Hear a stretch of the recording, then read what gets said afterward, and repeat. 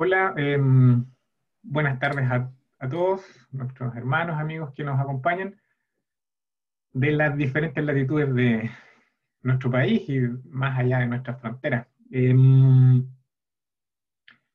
Para esta predicación del Evangelio, bueno, hay una de las cosas que uno está hoy, escucha en nuestros tiempos o que está muy de moda y quizás anda en, en las noticias circulando, tiene que ver muchas veces con los avances tecnológicos, como se conoce hoy día la cuarta revolución industrial.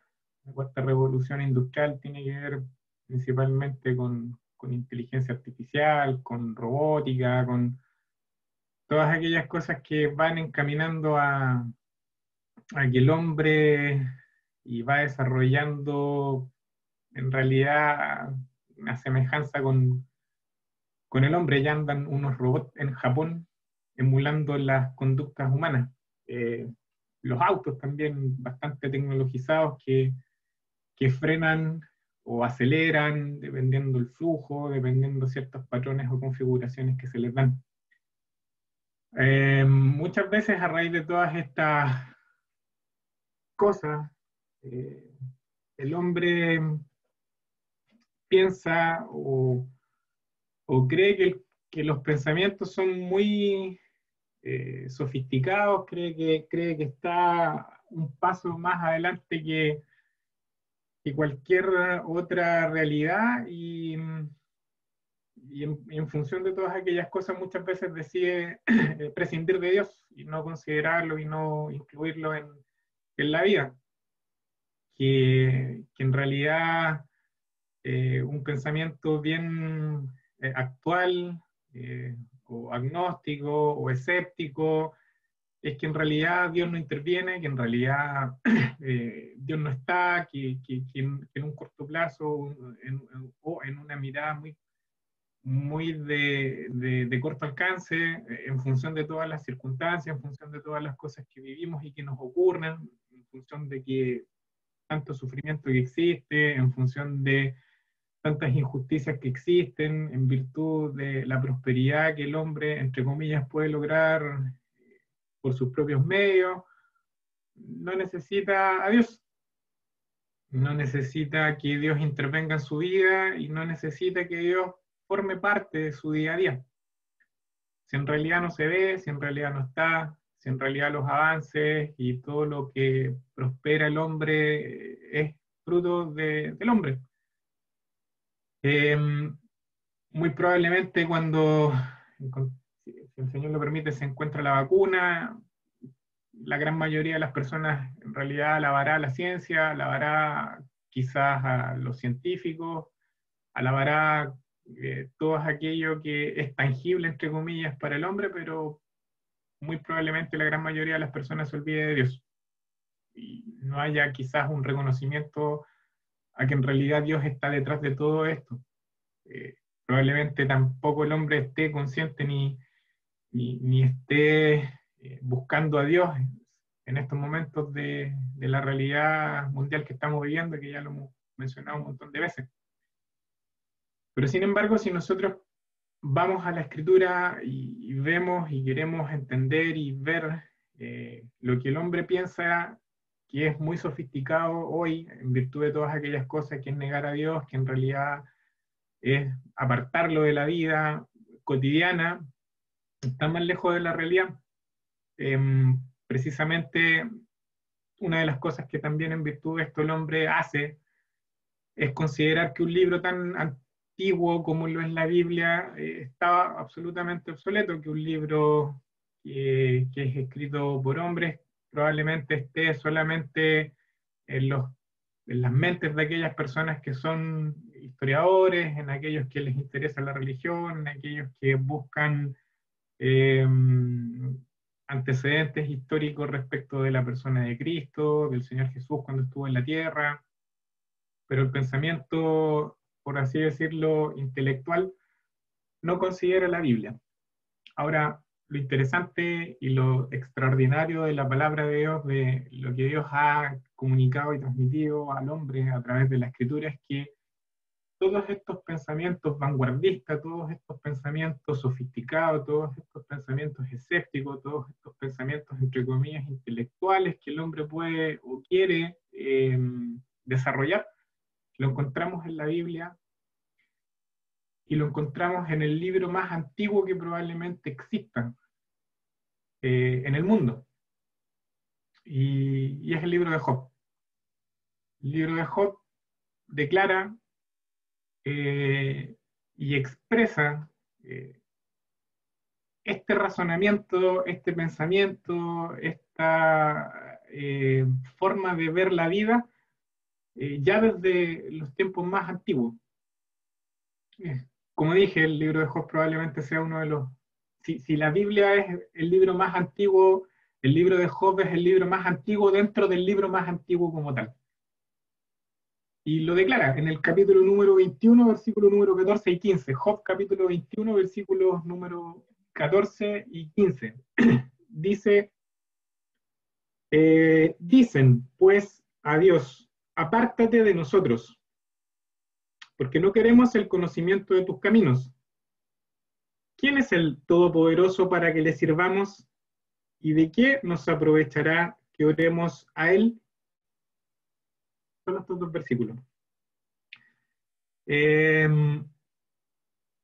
Dicen pues a Dios, apártate de nosotros. El contexto es que termina un discurso de los amigos de Job, y Job es el último en declarar unas palabras desde los capítulos anteriores.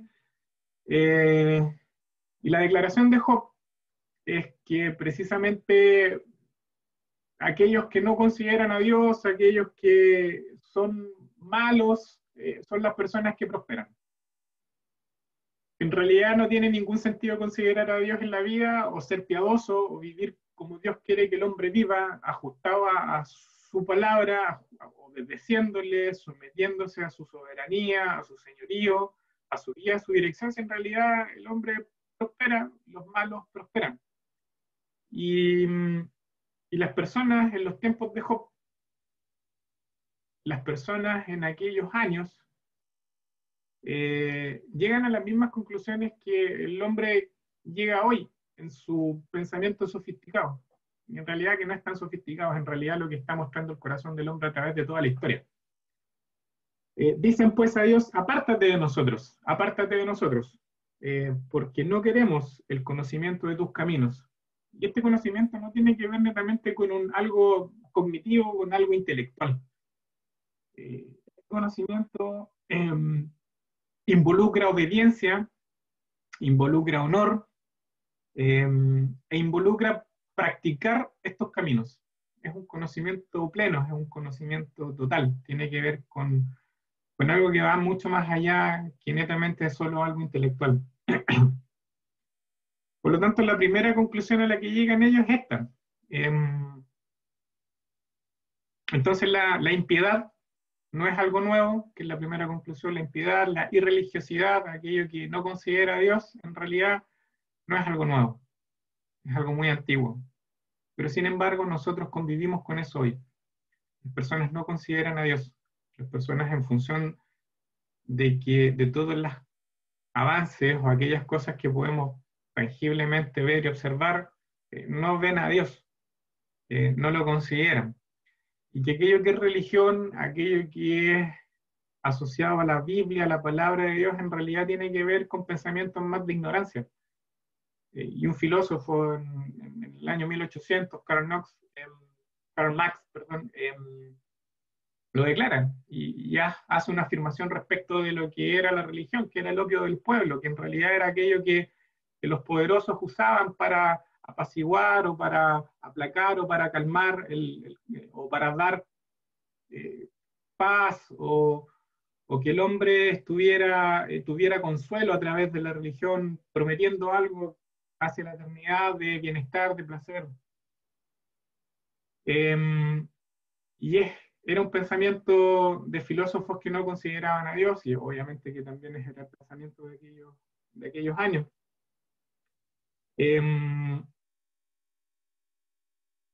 y que el hombre en realidad no necesita a Dios, y que el hombre en realidad puede emancipar, o puede apaciguar, o puede realmente vivir una vida placentera sin Dios. ¿Por qué llega a esta conclusión? Porque precisamente Job declara la conclusión a la que están llegando estos hombres. Prosperidad material, bienestar, ausencia de dolor, ausencia de sufrimiento, ausencia de todo aquello que la vida piadosa implicaba. Por lo tanto, si la vida piadosa implica dolor y sufrimiento, no tiene ningún sentido que yo me acerque a eso. Si yo en realidad con un bienestar físico, con un bienestar del alma, material, actual, tengo placer, en realidad, ¿para qué voy a considerar los caminos de Dios? En realidad lo único que hacen, entre comillas, es llevarme al sufrimiento. Y era la segunda conclusión. Y si nosotros nos remontamos mucho más allá y queremos quizás verlo desde el principio, podemos ver en Génesis capítulo número 3, cuando Dios le dice a Eva, perdón, cuando Satanás, a través de la serpiente, le dice a Eva, con que Dios os ha dicho. O sea, Satanás engaña al hombre desde el principio. Y Satanás usa todos estos pensamientos humanos necios para engañarte a ti, para engañarme a mí, para decirte que con que Dios os ha dicho, y la conclusión es enfática. Es enfática. Bajo este razonamiento en realidad no tiene ningún sentido que yo vaya y acuda a Dios. No tiene ningún sentido. Estas conclusiones dicen en los tiempos de Job, como dicen en los tiempos de hoy, en realidad bajo toda esta argumentación no quiero participar de la vida cristiana, no quiero participar de la vida de Dios, no quiero participar de una vida piadosa, porque en realidad una vida piadosa no lleva a ninguna parte, sino el dolor y el sufrimiento. Y deciden no incluir a Dios en la vida.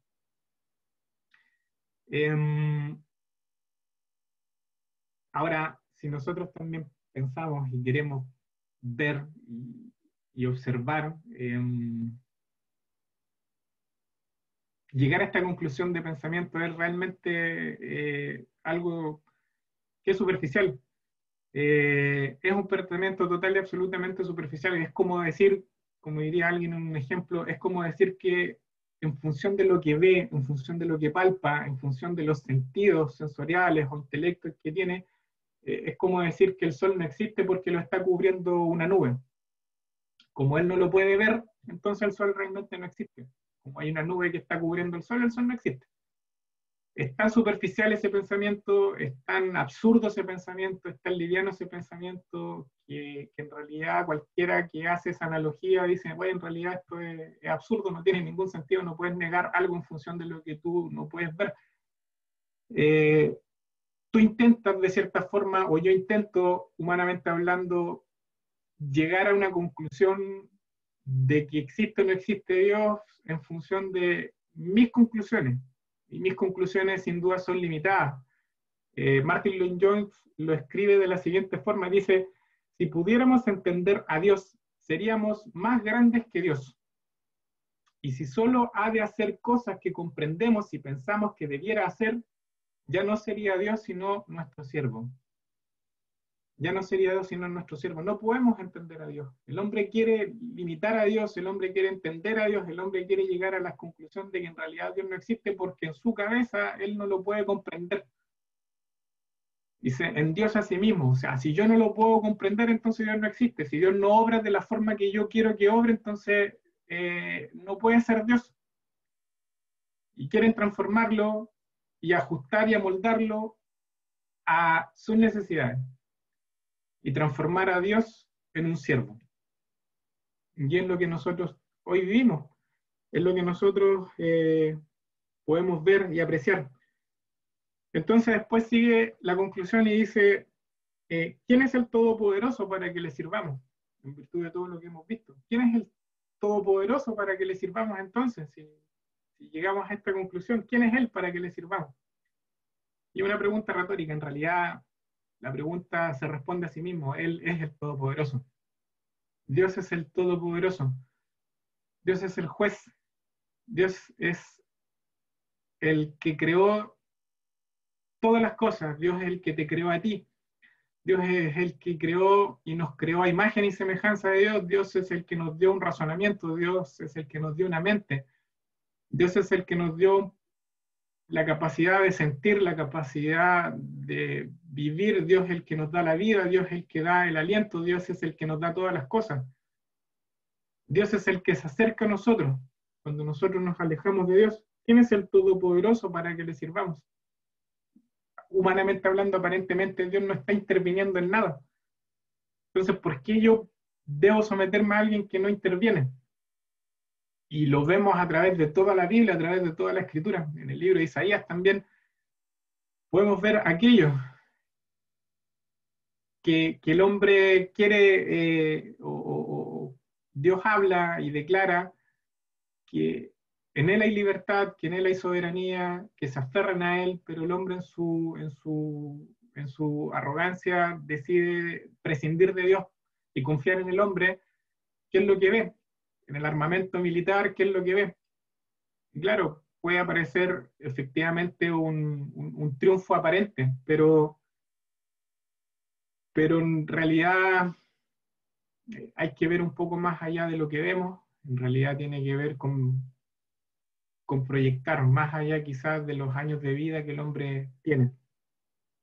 ¿Quién es el Todopoderoso para que le sirvamos? Después dice, ¿y de qué aprovechará que oremos a Él? La oración es aquello que nosotros podemos disfrutar con Dios en intimidad con Él, en comunión. La oración implica comunión, la oración implica cercanía, la oración implica, como dije, intimidad. En realidad, si no quieres considerar a Dios, ¿para qué tener intimidad con Dios? ¿Para qué acercarte a Dios? ¿Para qué orar a Dios? ¿Qué provecho tiene? ¿Qué provecho tiene?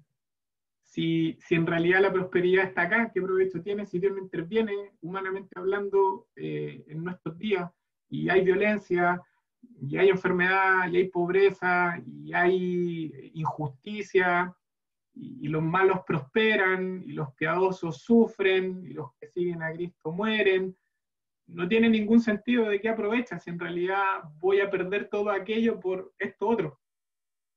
Insisto, si tú tienes una visión cortoplacista solamente en estos años, total y absolutamente quizás no tiene ningún sentido. Por lo tanto, la perspectiva con la que tú veas las cosas divinas determinará cómo y cuál es el propósito de tu vida.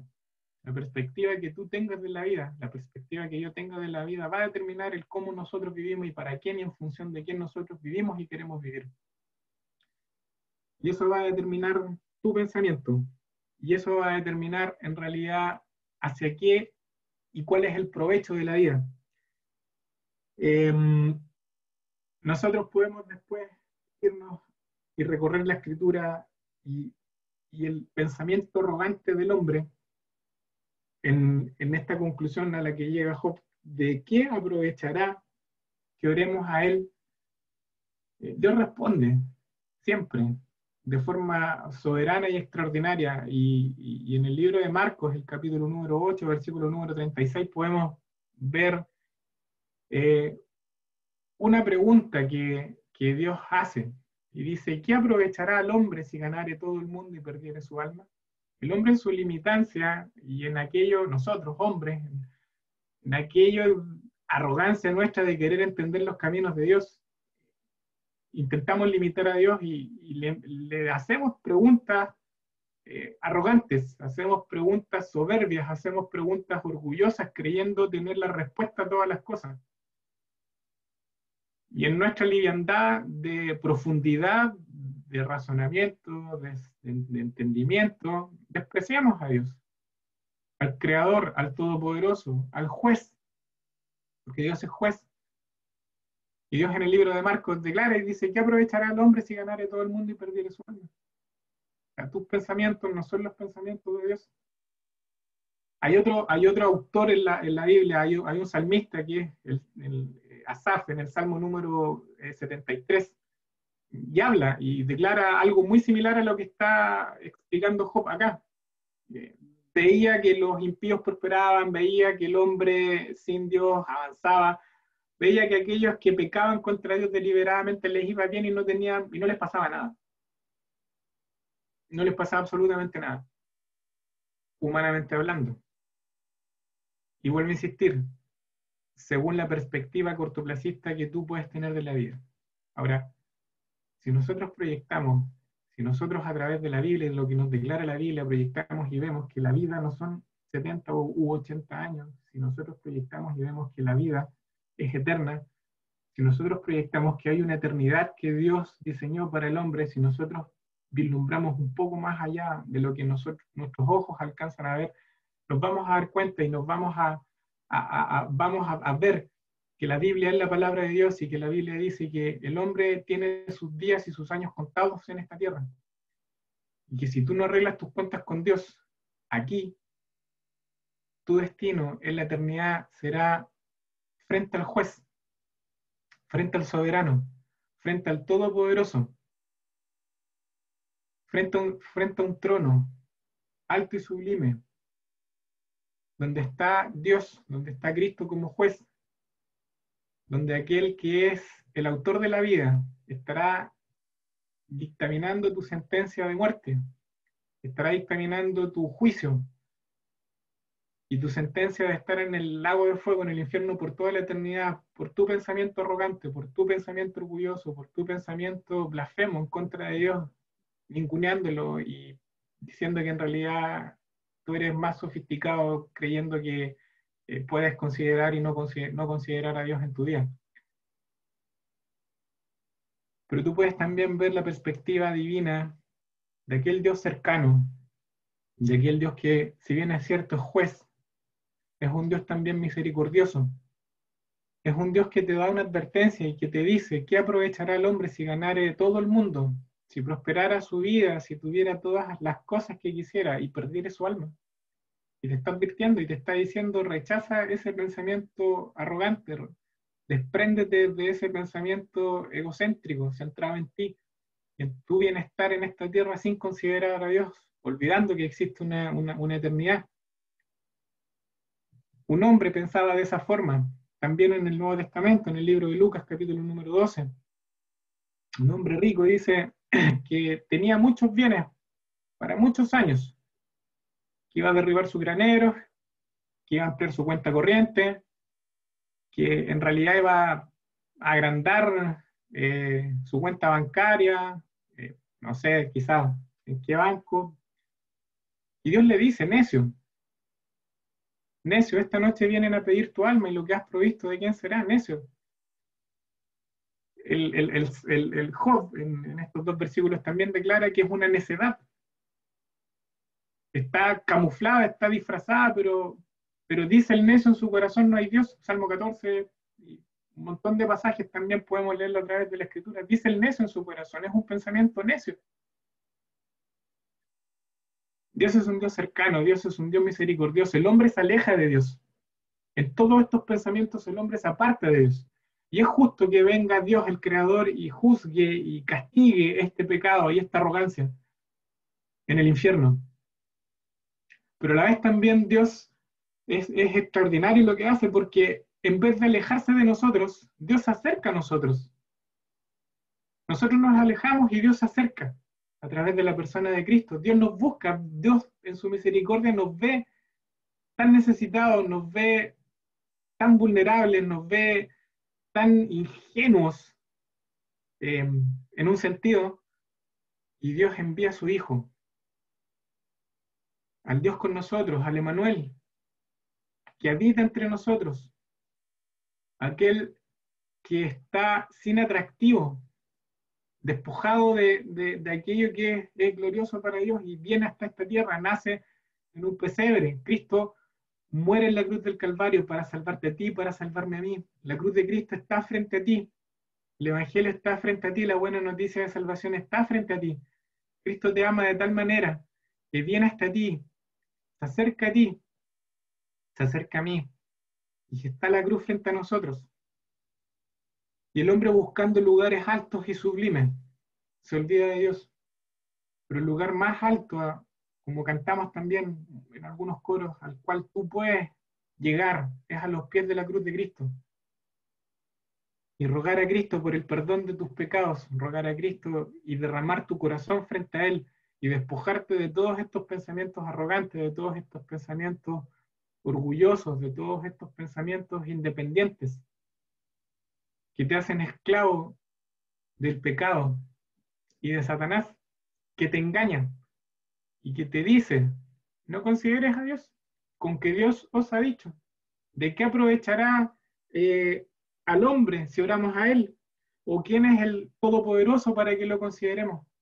Él es el Todopoderoso. Él es el Dios juez. Él es el Dios soberano. Él es el Dios compasivo. Es el Dios misericordioso. Es el Dios que te busca. Es el Dios que te ama. Él es el Dios que ve tu necedad y tu arrogancia y viene hasta ti y envía a Cristo a morir en la cruz del Calvario. Derrama su sangre preciosa para salvarte, para lavarte de tus pecados. Lo único que tienes que hacer es alzar tus ojos a la cruz y reconocerte pecador y pedir que te salve. Ruega al Señor por salvación. ¿Qué aprovecha tu vida? Es un total y absoluto desperdicio. Si ganas todo en esta tierra y pierdes tu alma, ¿qué aprovecha el hombre? Absolutamente nada. El tiempo aceptable es ahora, es tu vida en esta tierra, aquí es total y absolutamente fugaz. Es fugaz, es como la hierba, es como una flor, nace, florece y muere. Así es tu vida, pero tu alma es eterna y tu destino es eterno. Y tienes dos destinos, con Cristo, disfrutando de consuelo, disfrutando por la eternidad de su presencia, enjugando toda lágrima de aquellos sufrimientos que en esta vida Dios ha permitido que sufras para forjar tu carácter, para conocerlo más a Él, para hacernos más vulnerables, mostrarnos vulnerables y acudir hasta la persona de Cristo. Cristo es el consuelo por la eternidad. Él va a enjugar nuestras lágrimas por toda la eternidad. Cree en el Señor Jesucristo ahora, acéptale como tu Salvador y deja tus pensamientos arrogantes que desprecian a Dios y valóralo como Él que realmente es, como el Rey, como el soberano, como el que te ama, como el que se acerca a ti, como el que muere en la cruz del Calvario, como el que quiere salvarte. Que el Señor bendiga su palabra en esta tarde. Amén. Muchas gracias, Erwin, por esta palabra. Vamos a continuar ahora en esta segunda etapa.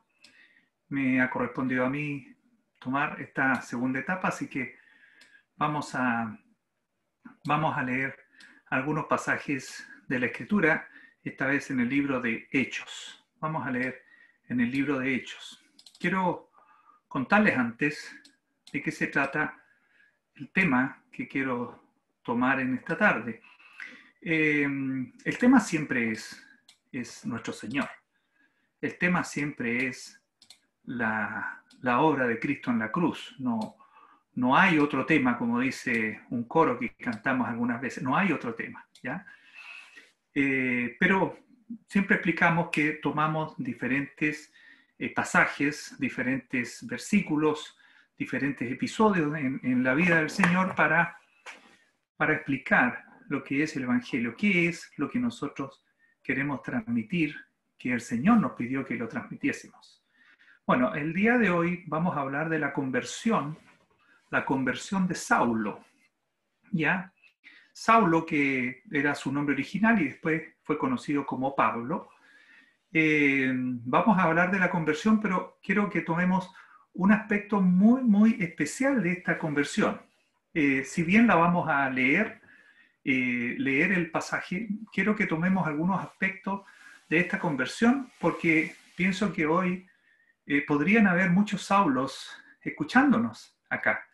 Podrían haber muchos que están tomando una actitud como la que tenía él antes de que el Señor se encontrara con él.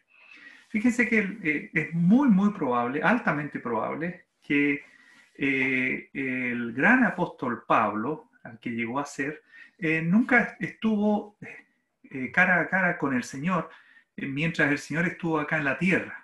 ¿Ya? Él tiene un encuentro con el Señor, pero posterior que el Señor ya se va al cielo. Así que es muy probable que él, de hecho, él menciona que ni siquiera merecía llamarse apóstol por el hecho de que no estuvo con el Señor y por el hecho de lo que él hacía antes de. Se llamaba originalmente Saulo, era un religioso de la época, un religioso, un fariseo con una tremenda preparación, muy preparado, con una práctica de su religión muy celosa. Él no se da cuenta, posiblemente, pero él se enfrenta al Señor, él se enfrenta a Cristo cada vez que persigue a un cristiano, cada vez que apresa a un cristiano, incluso cada vez que él estuvo de acuerdo o consintió en la muerte de un cristiano. Él estaba enfrentando a quien sería su Señor y Salvador. Él está convencido, Saulo está totalmente convencido de que él está haciendo lo bueno ante Dios. Y es por eso que quiero que tomemos esta meditación de esta tarde para darnos cuenta, ¿no será que alguno de los que estamos aquí, me voy a incluir, por supuesto, porque alguna vez yo sí estuve en ese lugar, ¿no será que alguno de los que estamos acá está haciendo algo parecido a lo que hizo Saulo, convencidísimo de estar haciendo lo bueno ante Dios? Bueno, esto ocurre hasta que el Señor le sale al camino. Vamos a ver cuánto nos podríamos parecer a Saulo y cuál debería ser la actitud que tomemos. Mire, Saulo, aquí estamos, vamos al episodio que ocurre en Hechos 22. En Hechos 22, Pablo, ya convertido al Señor, está en Jerusalén. Es arrestado en el templo. Ya estaba en el templo, lo arrestan. Y el discurso que vamos a leer, que son Hechos 22 del 1 al 16, el discurso que vamos a leer es parte de su defensa. Pablo tiene un hombre muy preparado y por lo tanto él lo que hace es relatar su conversión. ¿Ya? El relato original, cuando ocurre la conversión de Saulo y que pasa después a llamarse Pablo, es cierto que ocurre y está relatado por Lucas en Hechos capítulo 9. En ese lugar está relatada la conversión de Saulo al cristianismo. Sin embargo, en esta ocasión, en el 22, capítulo 22 y también en el capítulo 26, Pablo relata su conversión con un propósito muy loable y es, por supuesto, predicar el Evangelio. Vamos a leer este pasaje y le quiero pedir que nos concentremos un poquito en las cualidades que tenía Pablo antes de conocer al Señor. O sea, podríamos decir, mientras se llamaba Saulo. Vamos a ver las cualidades que él tenía. Hechos 22:1. Varones, hermanos y padres, oíd ahora mi defensa ante vosotros. Y al oír que les hablaba en lengua hebrea, guardaron más silencio. Y él les dijo: yo de cierto soy judío, nacido en Tarso de Cilicia, pero criado en esta ciudad, en Jerusalén, instruido a los pies de Gamaliel, estrictamente conforme a la ley de nuestros padres, celoso de Dios, como hoy lo sois todos vosotros. Perseguía yo este camino hasta la muerte, el camino de Cristo, ¿eh? Perseguía yo este camino hasta la muerte, prendiendo y entregando en cárceles a hombres y mujeres. Como el sumo sacerdote también me es testigo, y todos los ancianos, de quienes también recibí cartas para los hermanos. Y fui a Damasco para traer presos a Jerusalén, también a los que estuviesen allí, para que fuesen castigados. Andaba buscando cristianos. Versículo 6. Pero aconteció que yendo yo, al llegar cerca de Damasco, como a mediodía, de repente me rodeó mucha luz del cielo, y caí al suelo, y oí una voz que me decía, Saulo, Saulo, ¿por qué me persigues? Yo entonces respondí, ¿quién eres, Señor? Y me dijo, yo soy Jesús de Nazaret, a quien tú persigues. Y los que estaban conmigo vieron a la verdad la luz y se espantaron, pero no entendieron la voz del que hablaba conmigo. Y le dije, ¿qué haré, Señor? Y el Señor me dijo, levántate y ve a Damasco, y allí se te dirá todo lo que está ordenado que hagas. Y como yo no veía a causa de la gloria de la luz, llevado de la mano por los que estaban conmigo, llegué a Damasco. Entonces uno llamado Ananías, varón piadoso según la ley, que tenía buen testimonio de todos los judíos que allí moraban, vino a mí, y acercándose me dijo, hermano Saulo, recibe la vista. Y yo en aquella misma hora recobré la vista y lo miré. Y él dijo, el Dios de nuestros padres te ha escogido para que conozcas su voluntad y veas al justo y oigas la voz de su boca, porque serás testigo suyo a todos los hombres de lo que has visto y oído. Ahora pues, ¿por qué te detienes? Levántate y bautízate y lava tus pecados invocando su nombre. Hasta ahí en la lectura vamos a leer después o haremos referencia a un par de datos extras que hay en Hechos 26. Si usted quiere ver más detalle, hay más detalles, sobre todo dentro de Damasco, cuando él es sanado, y también en la conversación que tiene con el Señor, hay más detalles en Hechos capítulo 9, ¿ya? Y puede también leer en Hechos capítulo 26, por supuesto que sí. Mira, Saulo de Tarso,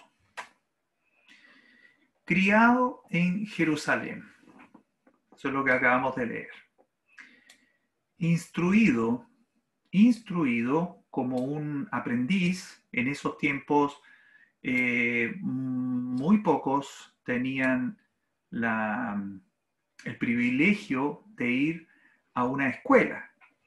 Y la escuela normalmente era con un estilo de un maestro y unos aprendices, o un aprendiz. E iban aprendiendo un oficio para trabajar, o aprendían, como en el caso de Saulo, aprendiendo todo lo que era la palabra, aprendiendo la escritura, la ley de Moisés. Entonces, estamos hablando de un hombre que había tenido el privilegio de ser instruido.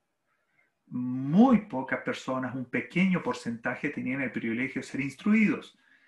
La gran mayoría de las personas no tenían esta educación de ningún tipo. De hecho, un buen número, un porcentaje muy significativo, no sabía ni siquiera leer ni escribir.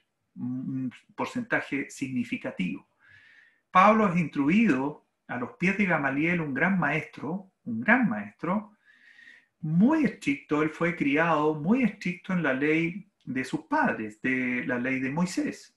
Muy estricto, o sea, conocedor de la ley y muy estricto en cumplirla. ¿Ok? Él menciona, en otro pasaje, menciona que tal vez nadie era tan celoso y tan conocedor y tan cumplidor de la ley como él, y que él podría incluso ser un ejemplo frente a los demás. Sin embargo, él después declara algo que lo vamos a ver en un momento más. Fíjense que hay un pasaje acá en el versículo, estoy buscando en el versículo 3, dice, celoso de Dios. Nuestro hermano Erwin nos acaba de mencionar el carácter de los hombres del día de hoy. El día de hoy, y anunciado en el libro más antiguo de la Escritura, el carácter del hombre es un hombre que vive sin Dios. Podemos ver en una de las cartas del apóstol Pablo a Timoteo, cómo le explica a Timoteo lo que iba a ocurrir con el hombre de los postreros días. un hombre que no tiene amor, que no tiene a Dios en su vida, una persona que vive sin Dios. Ateo es sin Dios. Hoy día hay otros términos más elegantes, agnóstico y cosas como esa, ¿ya? Una persona a la que, un agnóstico, una persona a la que no le influye si Dios existe o no existe. Para él no es relevante si existe o no existe. De eso estamos hablando. No, acá estamos hablando de Pablo, muy celoso de Dios, consciente de que Dios existe, consciente de que Dios tiene un pueblo, consciente de que Dios ha dado una ley, ha dado mandamientos, y él buscando cumplirlos. Tanto así, que él se dedica en algún momento de su vida, ya de adulto y conocedor de que andaba gente en este camino, le llaman. Este camino es el cristianismo. Esta corriente que sale y que tiene algunas cosas que parecieran contrarias al judaísmo, porque vino un gran maestro, vino un gran profeta, vino un hombre excepcional y que hay muchos seguidores de él, que es Cristo, que es nuestro Señor. Y hay muchos seguidores. En el mundo judío eso era muy complicado que un judío ya no hiciera algunas cosas y se dedicara a otras diferentes en cuanto a Dios.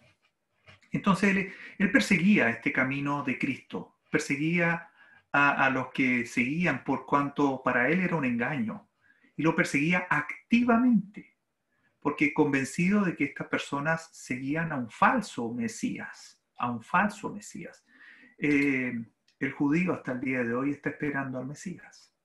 Y Pablo estaba en eso.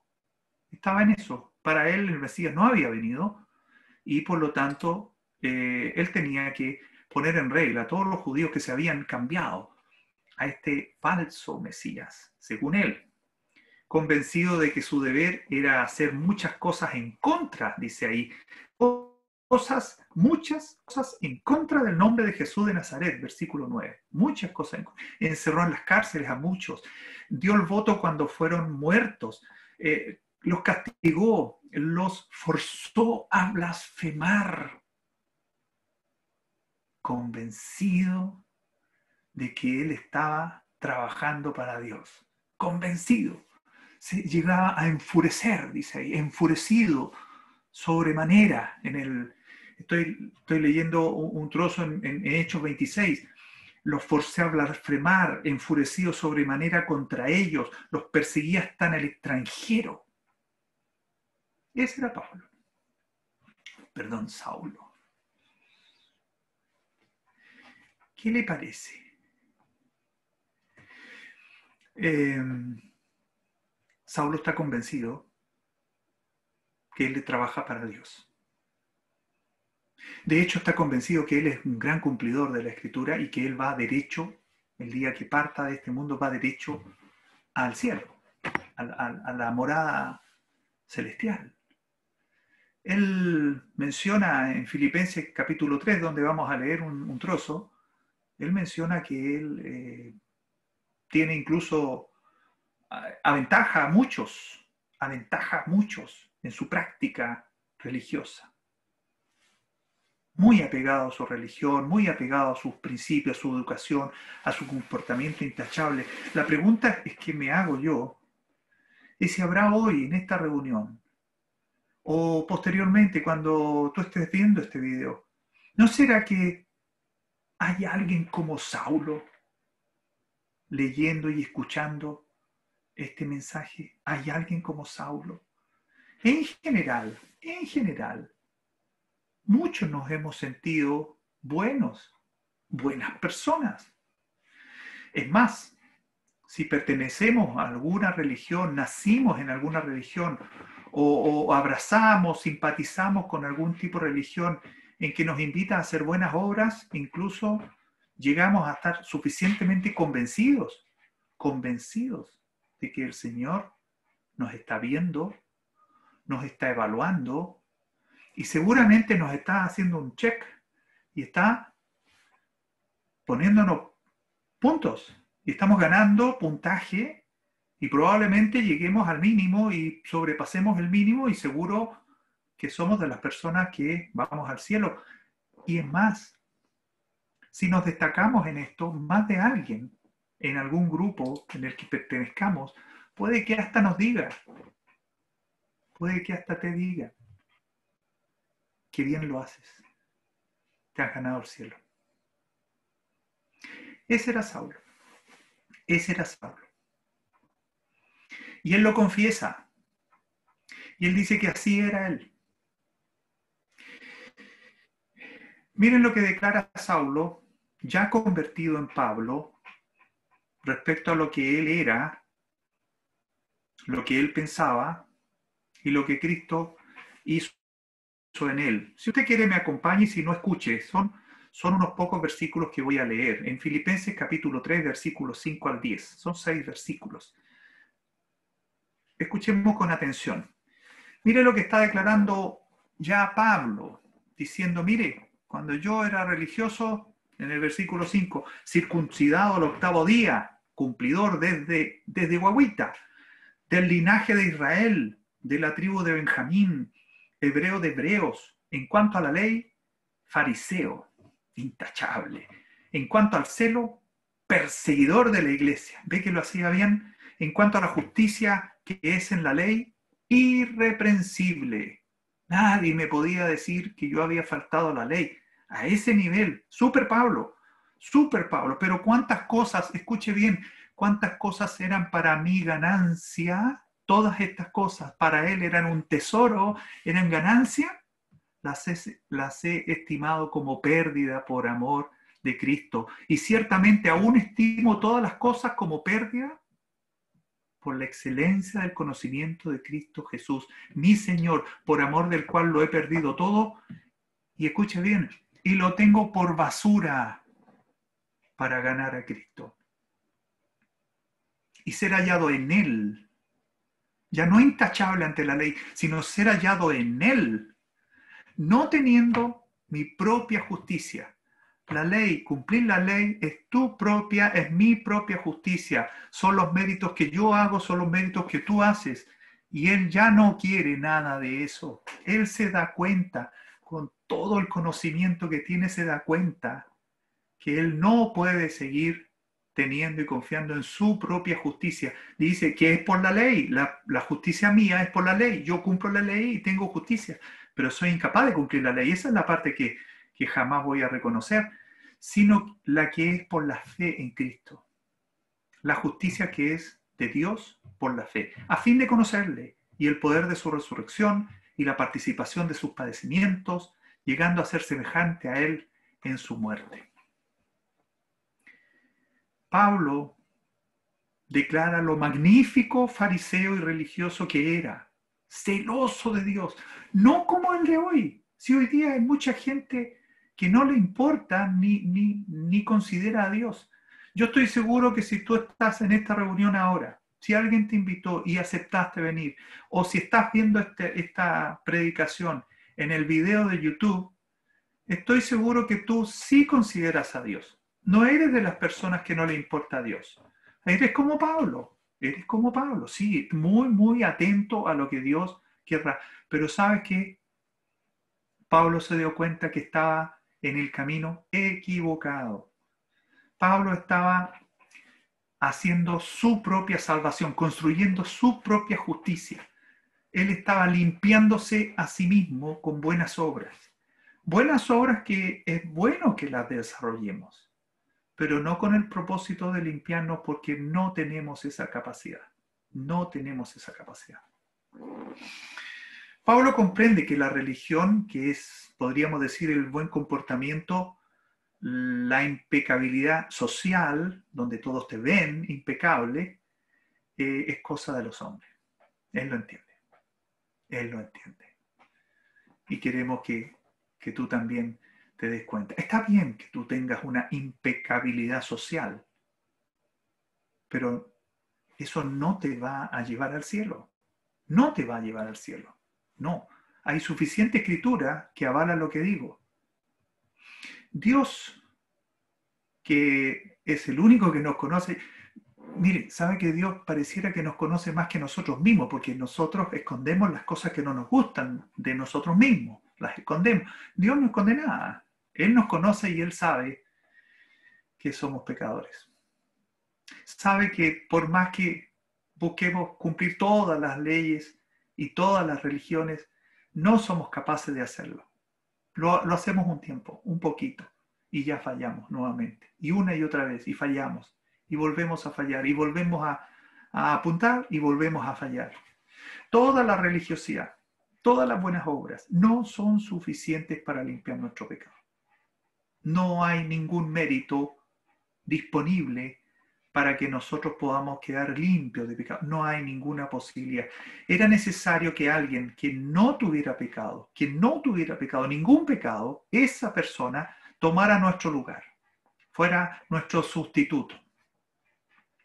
Pablo lo menciona, Pablo lo reconoce, Pablo se da cuenta cuando se encuentra con Cristo y nunca más. Pablo ni siquiera cuestionó al Señor. Se le aparece el Señor y lo único que le dice, ¿quién eres? Se sorprende y después le dice, ¿qué quieres que haga? Y acto seguido, 3 días después, cuando le vuelve la vista a Ananías, Pablo comienza a hacer lo que el Señor le dijo que hiciera. Llevar el Evangelio a los gentiles, principalmente. Es impresionante cómo Pablo comprende que toda la escritura que él conocía, toda estaba centrada en Cristo. Él tenía la escritura centrada en él, en mí. Yo cumplo, yo soy. Y se da cuenta que no es así. Cristo Jesús es quien consigue para nosotros la entrada al cielo y Pablo se da cuenta de ello. Él provee perdón, su sangre nos limpia de todo pecado.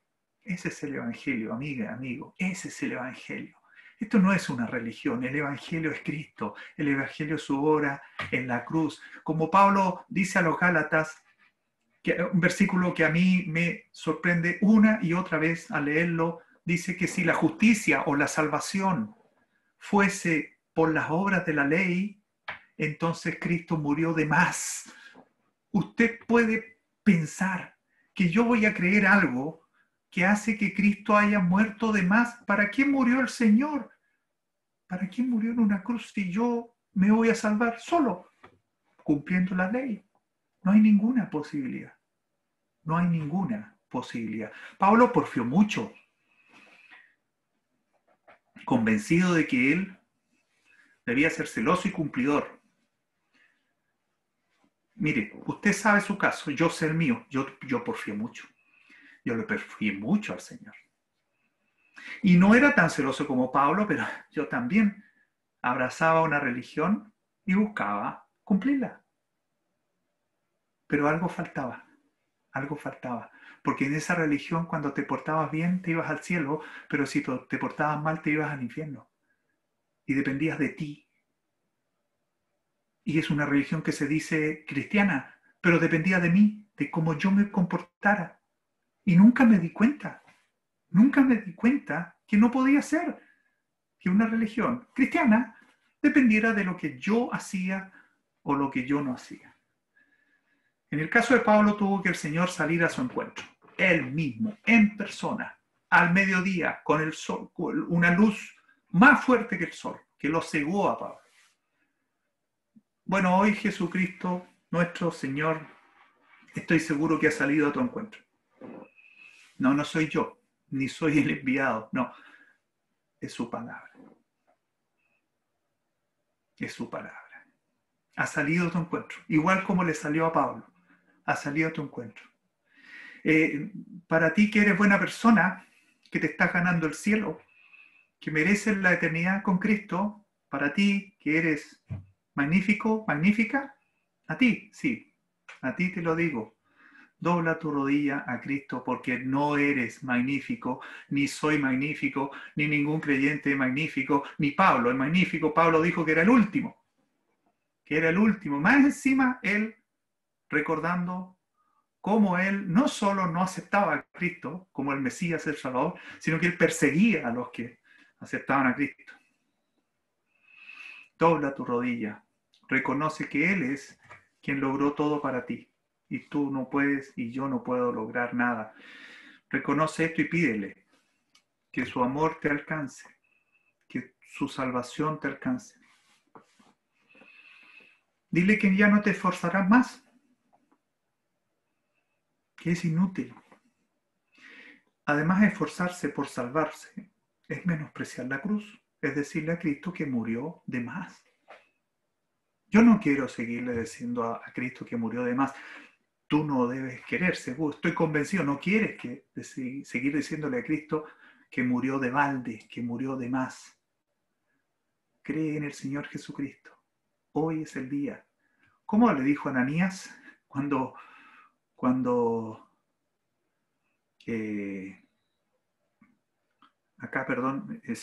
levántate y bautízate? El bautismo es una muestra de identificación con Cristo.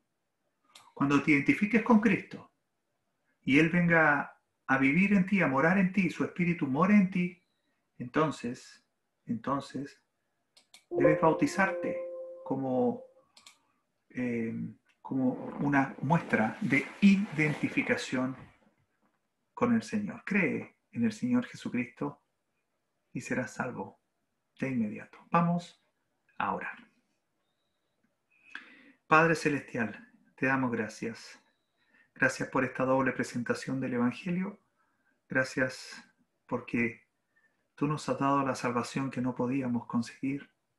Tú te has acercado a nosotros y has salido a nuestro encuentro una vez más. Te pedimos que tú bendigas la exposición de tu palabra y que bendigas a un alma que hoy ha comprendido tu mensaje y ha pasado de muerte a vida creyendo en la obra de Cristo Jesús. Te damos gracias una vez más. Quedamos en tus manos, en el nombre de nuestro Salvador, el Señor Jesucristo.